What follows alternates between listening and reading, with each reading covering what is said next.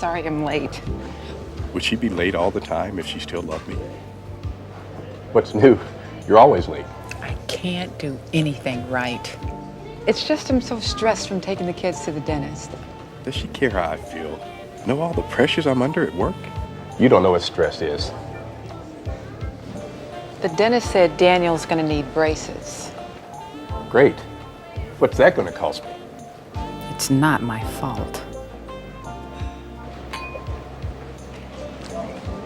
I'll, have the small salad, please. Overeating as usual. I'll have the prime rib. Why is he always so sarcastic to me?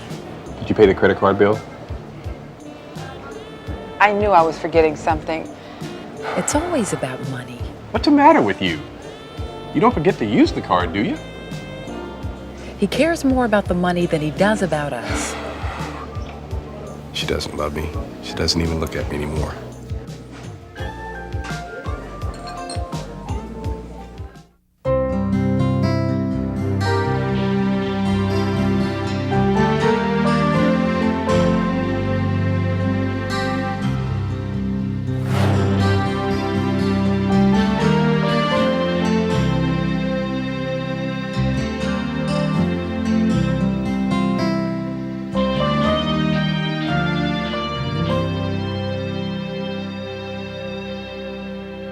Welcome back to the Biblical Manhood series. Well, have you done it? I know I've done it.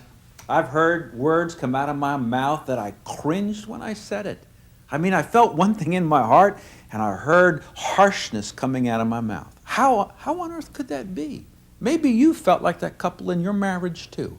How can you have love in your heart at one moment and a cutting comment in the next? You know, the Bible brings those two together. And the next few moments, as we're down in Houston together, you're going to find out a way to only speak truth in love from your heart. Now, gentlemen, when you try to ask the question, what does it look like? What does it look like when I love my wife? When I'm delivering a love package to her, what would be a word she would use back in return? Oh, my husband is so loving. Okay, that's a nice big word. Give me more practical stuff. He is so kind to me. I got it. He is so gentle to me. He has sympathy for me. What are all those actions I give that God would call love? There's a great passage in the Bible about this in which God helps us not to be vague or confused what he means by love. Now, gentlemen, look at that passage for a moment. Let's look at it. Love suffers long and is kind. Love does not envy, does not parade itself, is not puffed up, does not behave rudely, doesn't seek its own, is not provoked, thinks no evil, etc., etc. Somewhere on that list, you got some tough things for you. You may say, I can be kind, but man, I get envious big time. Or if she always wants her way and I can't have my way, I get irritated up to here and it's over. Where is it tough for you? I'm going to show you something. Will you please, men, just stand, just the men? And here's all I want you to do. When you come to the word that you say to yourself, I can't do this, I can't. Even when I try, I can't. Would you please sit down regarding your wife? Not yet, stay standing. Okay, gentlemen, let's go. When you can't do it, sit down. Ready, go. Love suffers long. Read it with me. Love suffers long and is kind. Oh, we're losing them right here. Love does not envy. Love does not parade itself. And remember, your wives are watching, guys. Is not puffed up. Does not behave. Ooh, we lost about 100 men. Oh, 200 men right there. Does not seek its own. Is not provoked. Oh, we got a lot of people being provoked these days. Thinks no evil. Oh my, it's like the plague here. Does not rejoice in iniquity, but rejoices in truth. Bears, listen to these words, men, bears all things.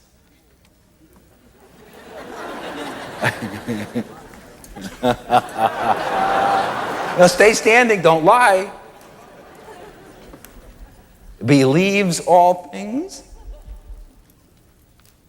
hopes all things, endures all things, and love, what's that say? Love never fails. Let's give these few men a big hand.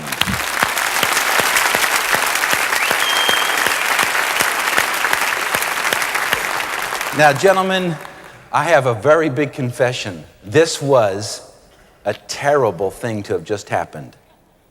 Do you know why? It proved I did not teach the point. You're sitting there saying, what? How did you not teach the point? Answer, you are commanded to start loving your wife right here and to never be in a circumstance where you're not loving her. And you can do that at any time you want. Let's say you say to yourself, I'm not very good at kind. And I come over to you and I say, can you be kind for a minute? Yes. Can you be kind for an hour? Yes. For a day? Yes. A month? No. If I give you $10,000 for this month, will you be kind? Well, under that circumstance, I think my kindness level could increase dramatically. See, the point of it isn't, watch this, will you be kind? Because you can be. You can be. You don't want to be. And it's when you don't want to be that this whole truth's got to sink in. None of us want to be kind all of the time. But when this truth sinks into your head and into your heart, that any given moment when my emotion is fighting against loving you, I can say, wait a minute, I will, right this minute, be kind to you, and you be kind. This is a life-changing truth. When a man who's married grabs a hold of this truth, and the emotion, whatever it may be, rudeness, sarcasm, and it starts to come up from the stomach like this, and you...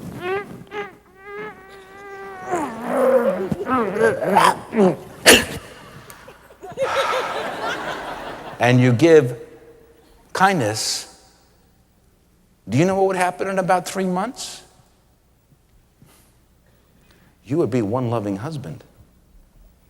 If you believe a lie, the lie is, I wish I could, but it's beyond my control, you will never obey the truth.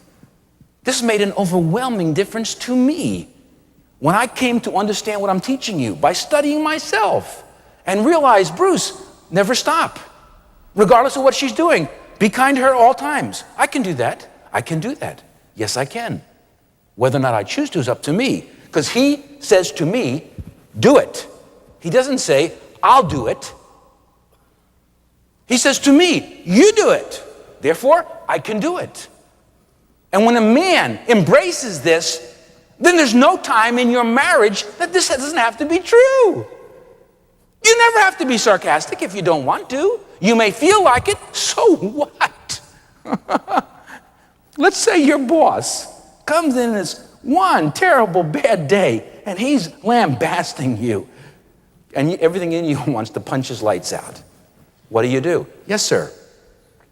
How'd you do that? You knew your job's on the line. How could you act that way? You know, if you don't, you will be fired. How could you control your emotions that way? Because you knew it's time to control your emotions. So let's say your wife is really tough that day to you. And everything in you says, man, be kind. I can be kind. Whew. Be kind. Gentlemen, discuss why you believe the average man is so convinced it's impossible to always love your wife. Therefore, gentlemen, back on your feet. You must embrace the whole truth that you haven't loved your wife because you've sinned. Because God commanded you to love your wife like commanded me. It's not outside of my control, and it's not outside of yours. And regardless of what she does, I never have to sin in response. And you don't either. Therefore, gentlemen, embrace the truth. Let's read it and be thinking of these words. Here we go, men. Go ahead.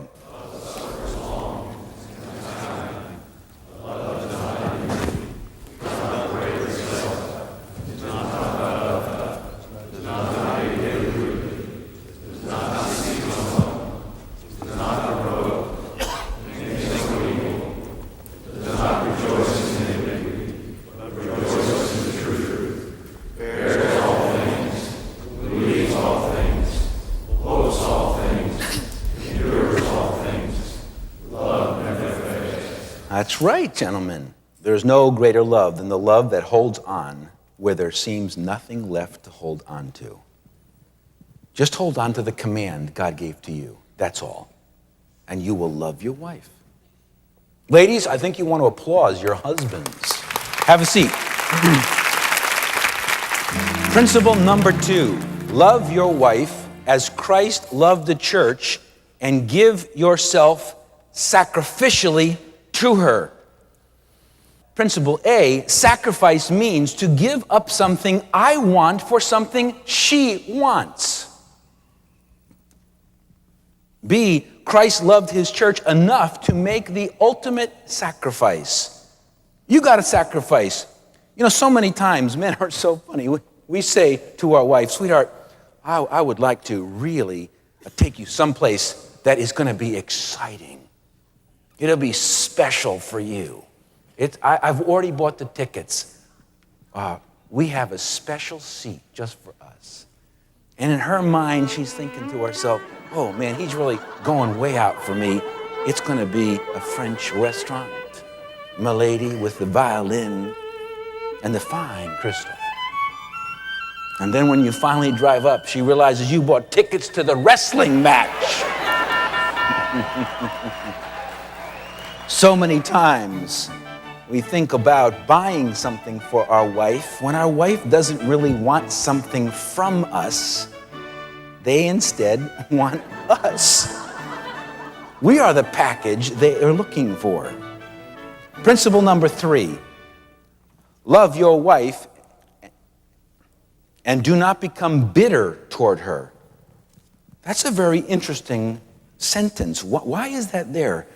Well, this is in Colossians chapter 3. It says, husbands, love your wives and do not become bitter toward her. What does it mean to be bitter? Bitter, in that verse, means to be sharp, cutting, and harsh. Harsh. Is it possible to love your wife, but to treat her in such a way that you're not loving? Answer, it happens all the time. If you talk to a man, do you really love your wife? He would say, yes. But if I recorded you or showed you a videotape of what you just did and how you said it, you would say, you've never seen this man before. Does he love his wife or not? Nah, this guy doesn't love his wife at all. Well, I do too. Yes, I do. That's why God's putting this in here. Love your wife and do not become bitter toward her. What's this mean? The literal word is like a pen. This point of the pen right here, that's exactly what it means. Don't you prick her. I love you, sweetie. I really do. Can't do it. Therefore, your tone of voice should always communicate what? Love. So if somebody's over here and listening to you say something in a supermarket to your spouse, they ought to say, they must have just been married. Look at how they talk to each other. Look at the eye contact. Look at the tone of voice. They're holding hands as they go down the aisle. Did you see that guy? He smooched next to the Cheerios box. I can't believe it. Therefore, as you think about this, this is a challenging issue. This special warning concerns a foul blot in married life. When the husband as head either shows bitterness in word or deed or in tone to the wife, or treats her with indifference, neglect, or harshness. Don't do it ever again. And ladies, Next time your husband does something like this, say to him quietly, "Why are you bitter to me?" No, just really something gentle like, "Are you upset?" Next point, never an unkind tone of voice, but always tender. Always tender. Never a harsh or demeaning manner, but always gentle. Never tearing down, but always building up. And never controlling, but always empowering. Always empowering. Husbands, verse 28, ought to love their own wives as their own bodies. For he who loves his wife loves himself. For no one, here it is, ever hated his own flesh, but, watch these words, nourishes and cherishes it, just as the Lord does the church.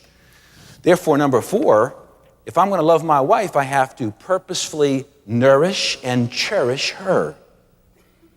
What does it mean to nourish? Nourish means to provide what is necessary for growth. Because somehow we think when we get married that love relationship automatically keeps on growing and building, and it doesn't. It doesn't. You got to nourish it. One of the great illusions of our time is that love is self-sustaining.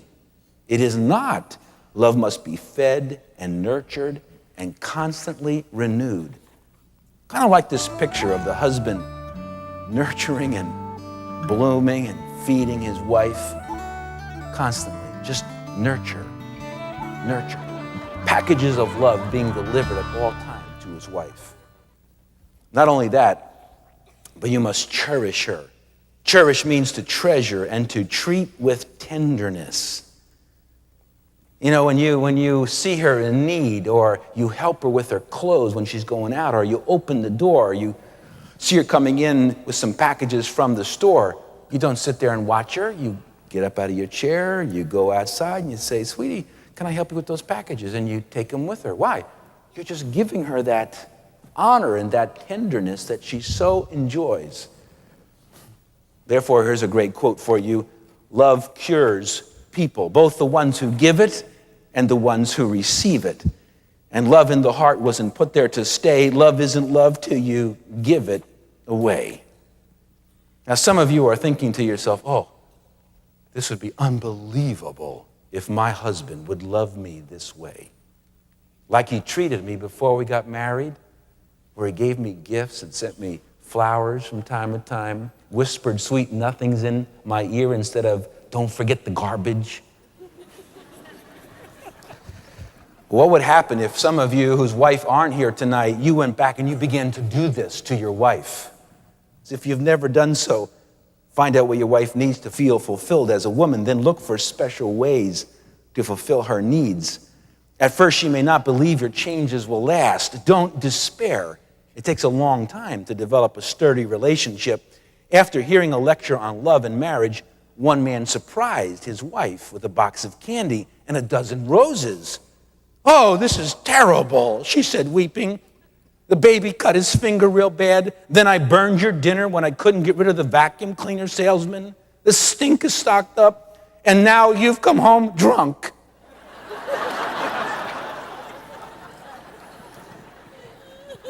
Sometimes a shock that would go through our wives' lives if we really just loved them would be incredible. Your best friend calls you up and says, "My wife said she's leaving because she says I don't love her anymore. What on earth should I do?" What would you tell your best friend to do? It's about 2 o'clock in the morning. I remember this. We were sound asleep, obviously, and it was just pounding on our front door. And I got up and wondered, what on earth, who's at our front door? And a good friend was there, middle of the night. I said, "What's the matter?" He said, "Our marriage is over, and my wife kicked me out of the house. I have no place to stay. I don't have enough money for a hotel. Can I stay at your house tonight?" I said, "Oh, sure, come on in. What happened?" He began to talk about it, and after about an hour, I said to him, "Let's go back and see your wife." "Right now? Is she still up?" "Oh, yeah." I said, "Well, come on, let's go." So we drove back across town in Atlanta to their house at 3 in the morning. And he stayed out in the car, and I knocked on the door, said, your husband's in the car, and he gave me permission to talk to you if you're open to it. Yeah. Can I come in? Yes. I sat down next to the lady on the sofa, and I said, in the living room, and he was right outside the door in the car. I said, what's the matter? Our marriage is over. How is it over? I don't love him anymore. I fell out of love. I never dreamt I wouldn't love him anymore. You don't love him anymore? You don't have any more feelings for him? No. I'm sorry to hear that. She says to me, of course, you and Darlene never had that feeling, did you? You wouldn't know about this feeling. Of course I know about this feeling. Do you think Darlene and I have this warm glow of loving affection growing in our heart all of the time? Never forget this. You don't? Oh no, we've fallen out of love probably 4 times a day. You did? Well, sure. Haven't you?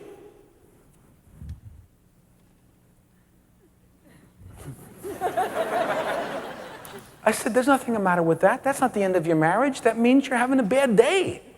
Can't you have a few bad days? Well, how about a few bad months? Well, okay.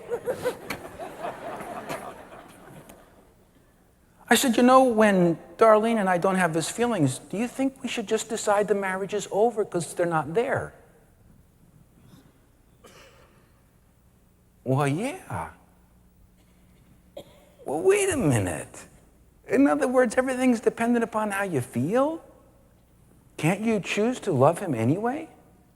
Can't you put your heart back into it? How could I put my heart back into it? Wait a minute. You mean you think that your heart is just this wild beast over here?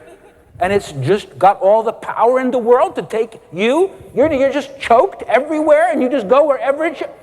Is that what your heart is? It's a wild animal, right?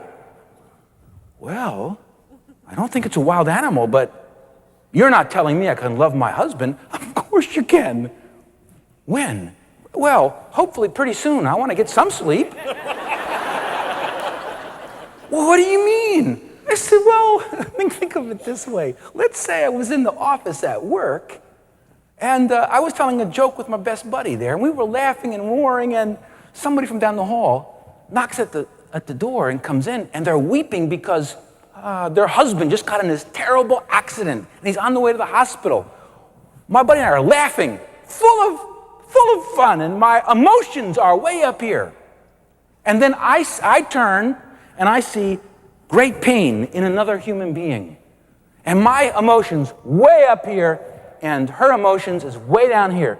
I said to her, where do my emotions go instantly? Ooh. Well, they go down to her, right? Yep. Who moved them? No. You. Yep. How did I do that? Because I said to myself, that quick, that woman needs me now where she is, not where I am. Oh, what's the matter? And I bring my heart right to your pain. Now guess what your heart is? Your heart's in pain. Guess what it needs to be? Lifted out of the pit. Stop feeling sorry for yourself. Get a hold of your love and give it to your husband. I can't do that. Oh, that's a lie. Of course you can. How do I do that? Treat him with love. I don't have anything left. Oh, it'll take you about 2 days. You'll be fine. What should I do? Kiss him when he comes in the door. Tell him the truth, that he, of all the men in the world, you married him because you loved him. And tell him you're sorry for messing up in the heart, and he'll tell you the same thing. And say to him, I want to be friends again, and I want to get my emotion back in. Do you want to get your emotion back into me? Let's get together on this thing. Let's make our marriage work. And then take a hold of your heart and just give it right to him. I can't. Sure you can. You're lying. Of course you can. Just grab it. Give it. Don't you dare hold on to it again. Oh, she began to weep. Said, you ready? For what? For him.